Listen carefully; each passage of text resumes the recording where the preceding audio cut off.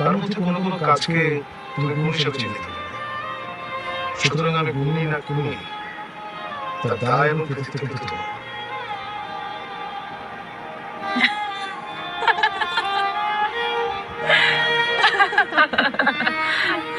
আপনি কিন্তু আবার সুন্দর করে একটি সুন্দর কথা বললেন।